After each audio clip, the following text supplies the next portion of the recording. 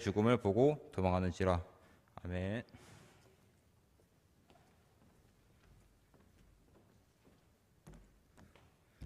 네, 우리 옆에 분들 보시면서 이렇게 인사 나누시겠습니다. 주님의 평화가 함께 하시기를.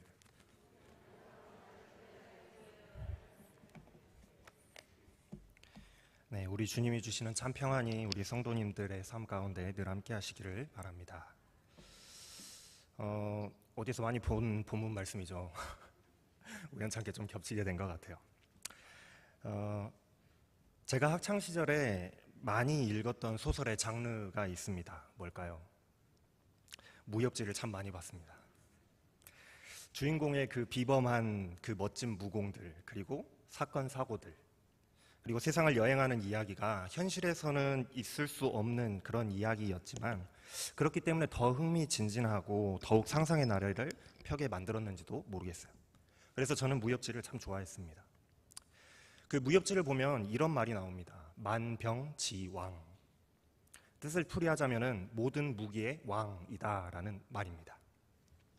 무협지 조금 보셨다 하는 분들은 무슨 뜻인지 아시겠죠? 바로 검을 두고 하는 이야기입니다. 칼. 무협지에서는 모든 무기 중에서 가장 뛰어난 무기들의 왕은 검이라고 말합니다.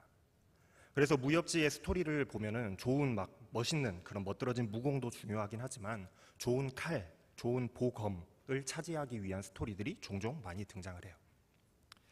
옛날에는 그랬습니다. 매우 훌륭한 칼, 날카로운 창, 강력한 활, 튼튼한 방패가 전투의 승패를 좌우하는 매우 중요한 것이었어요. 그러나 시간이 지나고 또 기술이 발전하면서 어떻게 됐습니까? 무기의 개념이 많이 바뀌었죠. 더 이상 칼이 만병지왕이 아니게 된 거예요. 칼의 또 창의 시대가 지나가고 이제 총의 시대가 왔습니다. 칼 갖고 아무리 덤벼봤자 총으로 쏘면 죽어요. 미사일과 탱크와 또 전투기와 항공모함, 심지어 핵무기까지 시대가 지나면서 더욱 강력하고 또 위협적인 무기들이 계속해서 개발되고 있습니다. 이렇게 많은 시간이 지나서 이제 오늘날은 어떤 무기가 그럼 가장 강력한 만병지왕일까요? 어떤 무기가 가장 강력한 무기일까요? 오늘은 이 무기에 대한 이야기를 좀 해보려고 합니다. 지난주 말씀에 블레셋과 이스라엘 간에 이 대규모 전쟁이 있었고 여기에서 이스라엘이 큰 승리, 대승을 거두는 말씀을 우리가 청년들은 지난주에 말씀을 들었어요. 그로부터 시간이 조금 지나고 블레셋은 다시 한번 대대적인 전쟁을 일으키고자 에베스담밈에 진을 쳤습니다. 이스라엘도 이에 질 수 없으니까 엘라 골짜기에 블레셋의 군대를 이렇게 마주보고 진을 쳤어요. 지금 이스라엘 군대와 또 블레셋이 서로 이 골짜기 하나를 사이에 두고 양쪽 산에 진을 치고 대치하고 있는 그런 상황이 됐습니다. 지형상 누가 그 먼저 전면전을 펼치기에는 불리해질 수밖에 없는 위치에 있기 때문에 서로 그저 대면하고 대치만 하고 있는 그런 상황이었어요. 이때 블레셋 진영에서 한 사람이 나오는데 성경은 이 사람을 싸움을 도두는 자라고 말씀하고 있습니다. 싸움을 도두는 자라고 하면은 쉽게 이야기하면 대표예요, 대표. 블레셋은 원래 지중해 그리스 문화권에 있는 이 크레타 섬에서 살던 해양 민족이었습니다. 그래서 이들의 신 다곤신을 보면 물고기 꼬리 모양을 하고 있거든요. 해양 민족이었어요. 이들이 나중에 팔레스타인으로, 그러니까 지금의 이스라엘 땅으로 이주하면서 이렇게 정착을 하게 된 거예요. 당시에 팔레스타인에는 좀 생소한 문화이긴 했습니다. 팔레스타인 땅에는 없는 문화였어요. 그리스와 이집트에서 전쟁을 할 때 많이 사용되던 문화였는데 대장전이라는 전투 문화가 있었는데 각 군대에 가장 뛰어난 용사가 나와서 그 싸움의 승패를 가르는 전투 방식이었습니다. 그래서 블레셋 진영에서 나온 그 싸움을 도두는 자, 이 싸움을 도두는 자는 블레셋 군대에서 가장 뛰어난, 가장 훌륭한 그런 용사요, 영웅을 의미하는 거예요. 대표를 의미하는 겁니다. 그래서 영어 성경에서는 이 단어를 번역할 때 챔피언이라고 번역을 하고 있어요. 챔피언. 골짜기를 사이에 두고 전면전을 펼칠 수 없는 그런 상황에서 가장 적합한 전략으로 이 블레셋의 군대에서 대장이 나와서 이스라엘에게 대장전에 그 싸움을 걸고 있는 상황인 거예요. 블레셋의 진영에서 나온 챔피언의 이름이 뭡니까? 우리가 잘 알고 있는 골리앗이잖아요. 골리앗은 그 앞으로 나와서 이스라엘을 조롱하면서 모욕했습니다. 누구든지 나설 테면 한번 나서보라는 거예요. 한번 나와보라. 나와 싸워서 이기면 우리가 너희들의 종이 되고 내가 이기면 너희들이 나의 종이 되기로 하자. 그러니 누구든지 나와서 나하고 싸워가지고 이길 자신이 있거든 누구든지 한번 나와봐라. 이스라엘을 향해서 소리치면서 싸움을 돋우는 겁니다. 성경에는 다 기록되어 있지 않지만 골리앗이 얼마나 이스라엘의 자존심을 건드렸으면 또 약을 올리며 모욕하며 조롱하는 말들을 많이 했을까요? 상상이 가잖아요. 어떻게든지 전면전을 피해서 대장전을 이끌어내고 또 이스라엘의 사기를 떨어뜨리려고 심한 말도 많이 했을 것이라고 우리가 추측해 볼 수가 있습니다. 그런데도 그렇게 심한 말을 하는데도 이스라엘 백성들이 우리가 지금 모욕을 당하고 있다라고 느끼고 있음에도 불구하고 어느 누구도 어떠한 사람도 블레셋의 그 골리앗을 맞서서 싸우기 위해서 나오는 사람이 하나도 없었다라는 거예요. 모두가 그저 두려워서 떨고만 있었습니다. 골리앗이 모욕함에도 불구하고 무려 40일이 넘는 시간 동안에 어느 누구 하나도 나서지 못하고 있는 상황이 현재의 상황이었어요. 왜 이런 상황이 지금 계속 지속되고 있을까요? 바로 골리앗의 그 모습 때문입니다. 골리앗의 모습 때문이에요. 성경은 아주 드라마틱한 이 비교를 하기 위해서 오늘의 주인공인 이 골리앗과 이 다윗의 두 사람의 모습을 굉장히 자세히 묘사하면서 이 두 사람의 차이점을 극대화시키면서 비교하고 있습니다. 먼저 골리앗을 한번 볼까요? 17장 4절에서 7절 말씀에 보면은 이렇게 골리앗을 설명하고 있어요. 블레셋 사람들의 진영에서 싸움을 돋우는 자가 나왔는데 그 이름은 골리앗이요 가드 사람이라.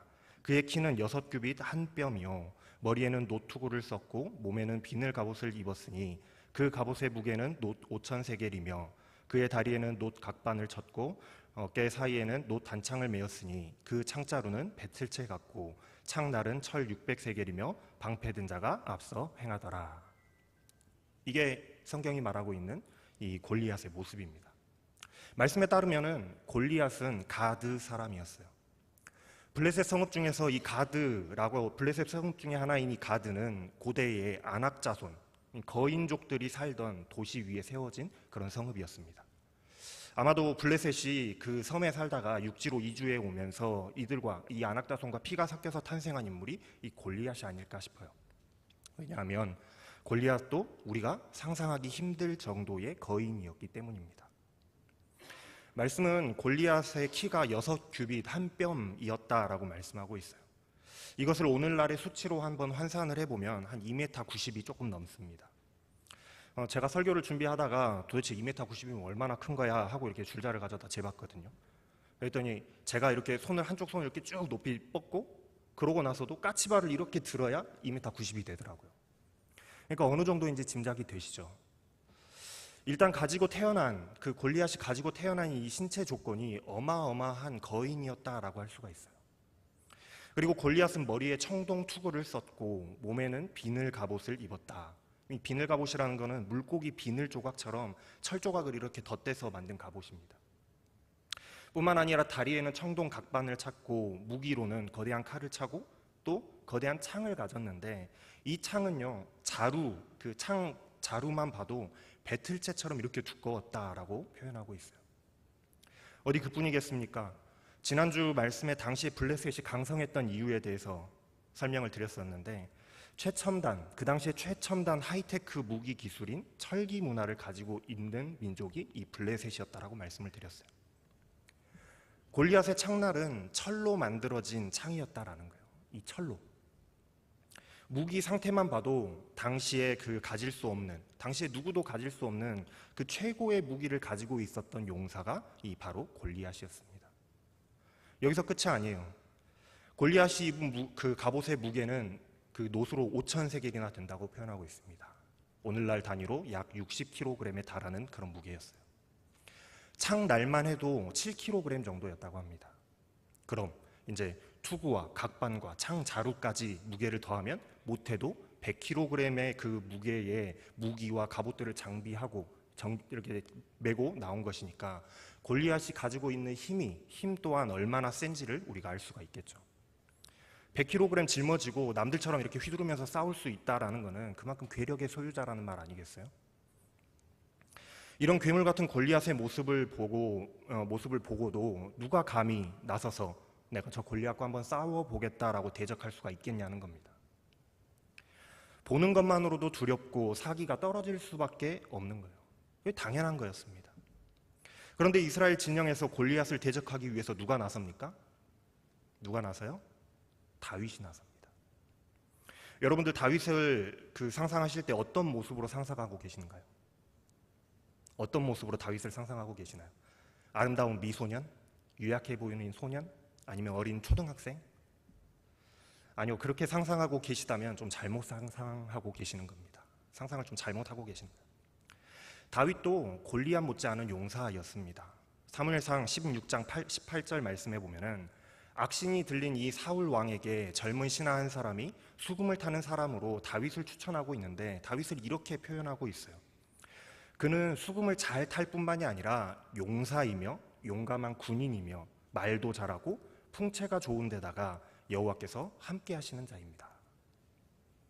여기서 용사라고 하는 것은 사울의 아버지 기스를 두고 성경이 유력한 자라고 표현하고 있는 말과 같은 말인데, 유력하다라는 것은 힘이 있다, 강력한 힘을 가지고 있다라는 거거든요.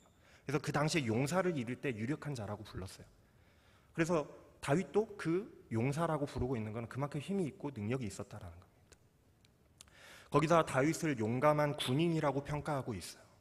또한 풍채가 좋다라고 평가하고 있는데, 사울 왕도 왕으로 세워질 때에 풍채가 좋았다라고 말씀하고 있지 않습니까? 사울의 키가 다른 사람보다 머리가 하나 더 있을 정도로 키가 크고 왕이 될 만해 보이는 그런 풍채를 가지고 있었다라고 성경이 표현하고 있는 걸 생각해 보면, 다윗도 그렇게 왜소하고 비리비리해 보이는 그런 소년의 모습은 아니었다라는 것을 우리가 알 수가 있어요. 또한 17장 34절에서 36절 말씀해 보면은 다윗이 사울에게 내가 나가서 싸우겠다라고 사울 왕을 설득하는 장면이 나오는데, 다윗은 자기가 가지고 있는 힘을 이렇게 설명하고 있습니다. 왕이여, 나는 아버지의 양떼를 지켜왔습니다. 사자나 곰이 양떼에게 달려들어서 한 마리라도 물어가면은 저는 곧바로 뒤쫓아가서 그 놈을 쳐 죽이고 그 입에서 양을 꺼내어 살려내곤 하였습니다. 그 짐승이 저에게 덤벼들면 그 턱수염을 붙잡고 때려 죽였습니다. 제가 이렇게 사자도 죽이고 곰도 죽였으니 제가 나가겠습니다. 다윗의 이 말을 들어보면은 사자를 찢어 죽였던 그 사사 삼손이 생각이 납니다. 맨손으로 사자를 찢어 죽이던 그 삼손이 생각이 나요. 그리고 또 그리스 로마 신화에 나오는 네메아의 사자를 때려 죽였던 그 괴력의 영웅, 이 헤라클레스가 생각이 나요. 사자도 때려잡고 곰도 때려잡는 사람이 어디 보통 사람이겠으며 비리비리한 소년의 모습이 가당키나 하겠냐는 거죠. 다윗도 어디 가면은 무시받지 않을 만큼 힘과 능력을 소유하고 있는 그런 영웅의 사람이었다라는 거예요. 훗날에 다윗이 세운 그 전과들, 전쟁 전공들을 우리가 생각해 보면, 사울은 천천히요, 다윗은 만 명을 죽였다라고 하는 그 백성들의 칭송했던 것처럼 당시에 용사였던 사울의 10배나 되는 그런 10배가 넘는 그런 위협을 세웠던 다윗은 용사 중에 용사였음을 우리가 분명하게 생각해야 됩니다. 그러나 단지 다윗과 이 골리앗의 둘을 붙여놓고 비교해 보았을 때에는 누가 봐도 다윗이 연약해 보이고 어린아이처럼 조그만해 보인다는 사실 때문에 다윗의 이미지가 너무나도 유약하게만 보이는 것이 사실이에요. 실제로 골리앗과 싸우러 나갔다가 골리앗이 다윗과 만나서 보고 다윗이 나가겠다는 그 다윗을 보고 사울 왕이 걱정을 합니다. 저 사람은 전쟁에 잔뼈가 굵은 백전노장이지만은 너는 양이나 키우던 전쟁 경험이 없던 젊은이가 아니냐. 사울이 이렇게 걱정하거든요. 네가 경험이 없는데 어떻게 나가서 싸울래?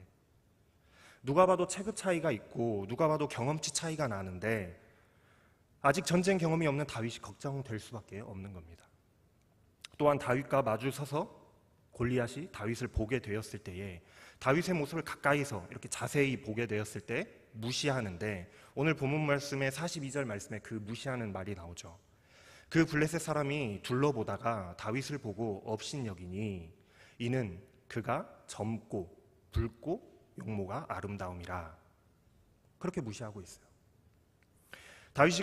골리앗이 다윗을 보았을 때에 다윗을 무시한 이유는 다윗이 어린 소년이었기 때문이라기보다 그냥 힘이 없어 약해 보였기 때문이라기보다는 다윗의 나이가 아직 어려 보이는 그런 인물이었다는 데 있습니다. 여기서 붉다라고 표현하고 있는 이 붉다라는 표현은 젊어 보이는 사람을 두고 이르는 말인데, 예를 들면 우리가 이런 이야기들 하잖아요. 머리에 피도 안 마른 것이, 또 아직 이 핏덩이 같은 어린 것이라고 이야기하잖아요. 그런 표현들을 언제 쓰는지 우리가 한번 생각해 보면 아직 어린 사람들, 나보다 어려 보이고 한참 어려 보이는 사람을 낮잡아 이를 때 사용하는 표현이잖아요. 마찬가지로 골리앗이 다윗을 보았을 때에 아직 어려 보이고 심지어 잘생기기까지 한 이 밤톨만한 청년을 보았을 때에 얼굴에 아직 핏기도 가시 않은 이 붉은 불그스름한 어려 보이는 외모에 싸움이 뭔지도 모를 것 같이 잘생기기까지 했으니까 코웃음 치면서 무시했더라는 겁니다. 자연스럽게 무시가 되더라는 거예요. 거기다가 거의 아이언맨, 여러분들 아이언맨 아시죠? 모르시나요? 네. 철갑옷을 입고 다니는 그런 영화 있습니다. 네. 아이언맨과 같이, 우리 청년들은 다 알아들을 거예요. 아이언맨과 같이 거의 철갑으로 이렇게 중무장하고 나온 골리앗과는 달리 다윗이 들고 나온 무기라고 해봤자 손에 들고 있는 막대기, 정말 형편없는 것이었거든요.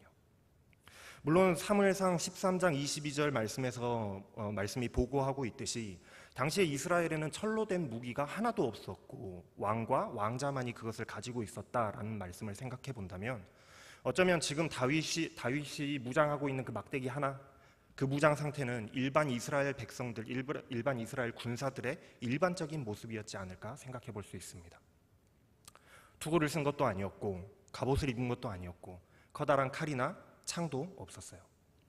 그저 손에 양을 칠 때나 쓰는 그 막대기 하나만 들려져 있었습니다. 마치 천안문 사태 때 탱크 앞에서 맨몸으로 서 있는 사람의 그 사진 여러분들 한 번씩 보셨죠? 마치 그 모습을 보는 듯이 지금 다윗과 골리앗의 만남이 딱 그런 모습이었다라고 상상해 볼 수가 있을 것 같아요. 그러니 골리앗의 입장에서 골리앗이 바라봤을 때에는 다윗이 정말 어처구니가 없겠죠. 이건 또 뭔가, 전쟁이라고는 해본 적도 없을 것 같은 이 핏덩이 같은 어린 청년이 양을 치는 막대기 하나 들고 나와서 나하고 싸우겠다라고 하니 골리앗이 보기에는 다윗이 지금 전쟁을 하러 나온 것처럼 보이지 않았을 겁니다. 그러니까 코웃음이 나오는 거예요. 그래서 골리앗이 이렇게 이야기하죠. 네가 나를 지금 개로 생각해서, 개로 여겨서 막대기 하나 들고 싸우러 나온 것이냐. 오히려 골리앗이 다윗을 보며 욕을 하며 신들의 이름으로 저주를 퍼붓습니다. 다윗이 무슨 생각을 가지고 나온 것인지, 아니면 다윗을 보낸 사울 왕이 무슨 꿍꿍이로 이런 핏덩이를 막대기 하나 들려서 내보낸 것인지 알 수는 없지만 골리앗은 그런 다윗을 곱게 보내줄 생각은 없었어요. 어쨌든 대장으로 나온 거니까 곱게 보내줄 생각이 없었다라는 겁니다. 이제 이 비교할 수 없는 두 사람의 싸움이 지금 막 시작되려고 하고 있어요. 당시의 기술력으로 따져보면은 진짜 아이언맨 뺨치는 그런 무기들을 다 두르고 나온, 무장하고 나온 이 거대한 체구와 괴력의 소유자 이 골리앗과 정말 그 옆에 세워놨더니 보잘것없이 그냥 비리비리한 소년처럼 보이는, 그 보이기까지 하는 그 청년 다윗, 둘이 싸우면 누가 이길까요? 여러분들 저랑 내기 한번 해보실래요? 누가 이길까요? 누가 봐도 이건 골리앗이 이기는 싸움입니다. 누가 봐도 골리앗이 이기는 싸움이에요. 물론 우리가 이 뒤에 펼쳐질 이야기에 대해서 이미 알고 있죠. 어떻게 펼쳐질 건지 이미 알고 있죠. 다윗이 물맷돌로 골리앗의 정수리를 맞춰서 골리앗을 한 방에 쓰러진 그 골리앗을 다윗이 머리를 베어서 승리하게 된다는 것을 우리는 이미 너무나도 잘 알고 있습니다. 우리가 너무나도 좋아하는 다윗과 골리앗의 이야기잖아요. 그러나 그 뒷이야기를 모르고 있다면, 앞으로 일어날 일을 우리가 모르고 있다면 여러분들 다윗에게 베팅하시겠어요? 아마도 저를 포함해서 여기 계신 분 한 분도 다윗이 이길 것이다에 베팅하는 분은 한 분도 안 계실 겁니다. 게임이 안 되겠죠, 그러면?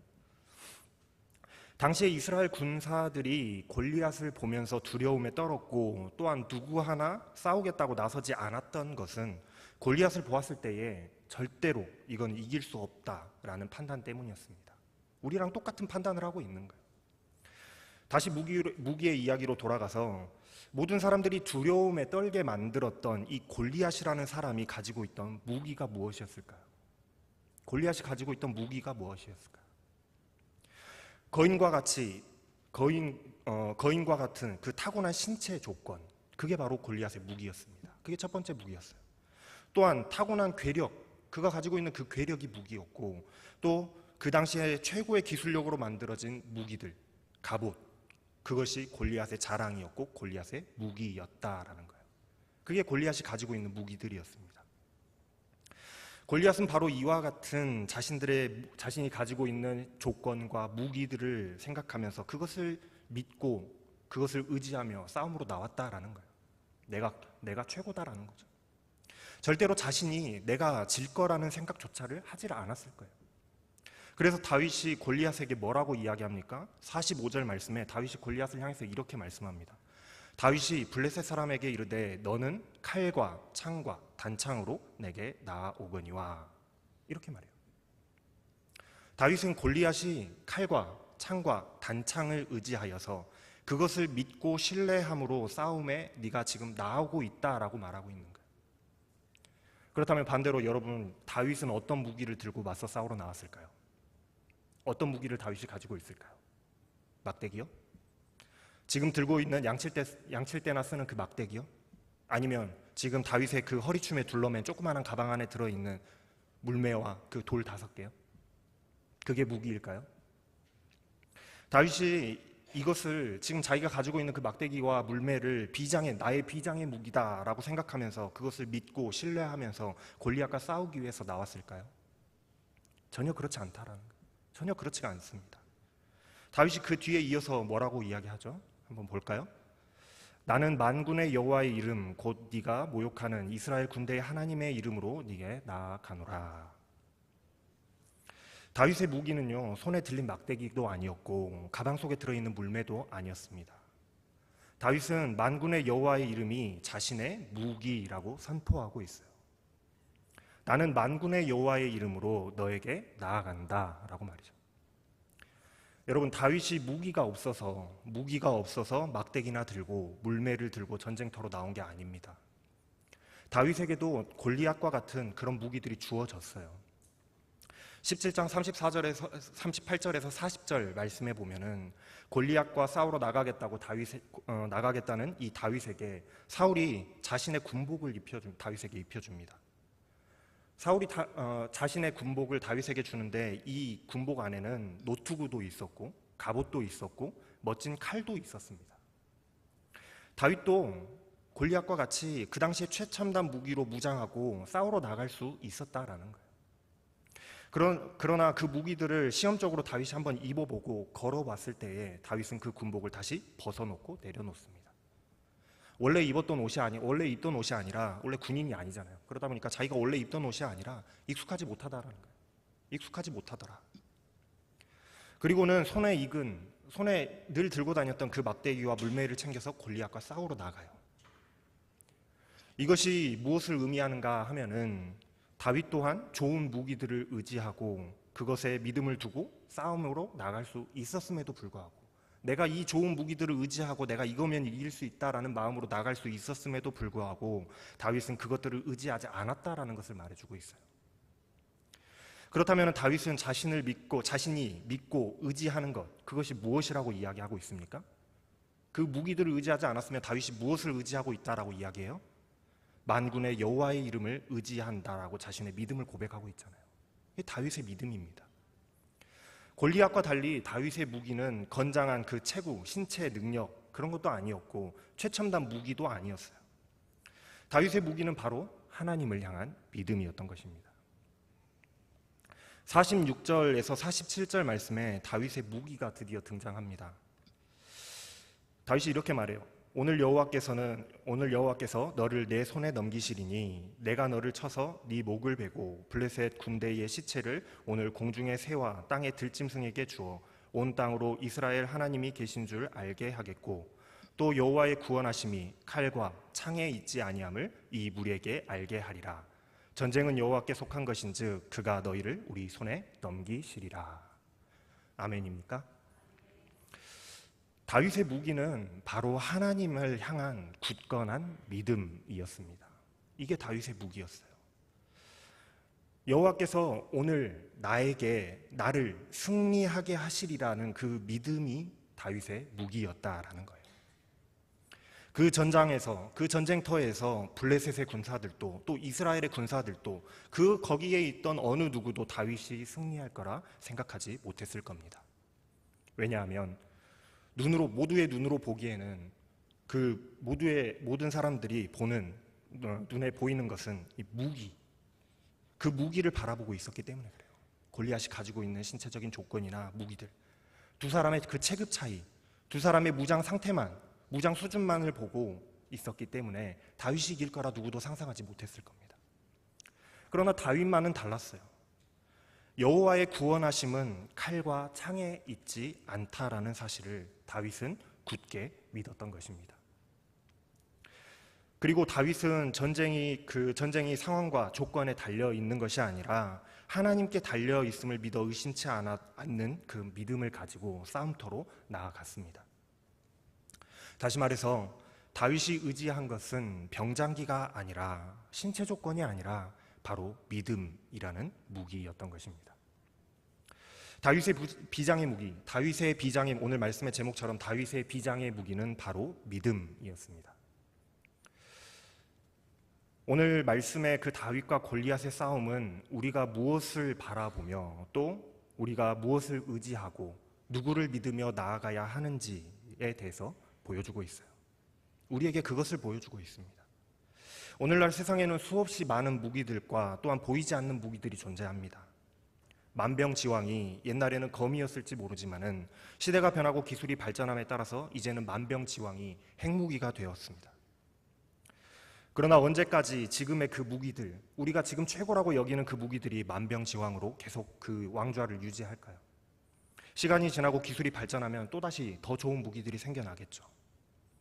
영원한 만병지왕은 없다라는 거예요. 또 우리는 언제나 나의 잘난 그 재능, 또 신체적인 능력, 또 나의 외모, 나의 재력, 나의 권력, 그것들을 무기라고 생각하며 그것들을 믿고 의지하며 살아가기도 합니다. 어떤 사람들은 내가 가지고 있는 많은 재력을 과시하면서 그것이 나의 무기라고 내세우고 안심하고, 또 어떤 이들은 내가 가지고 있는 이 권력이 나의 자신의 무기라고 생각하며 마음껏 휘두르기도 합니다.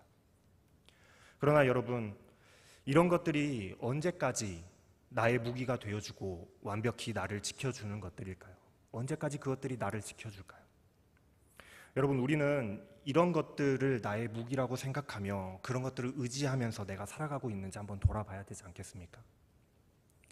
그러나 오늘 말씀은 이러한 것들이 영원한 만병지왕이 될 수 없음을 우리에게 알려주고 있습니다. 이게 영원하지 않다라는 걸 우리에게 알려주고 있어요.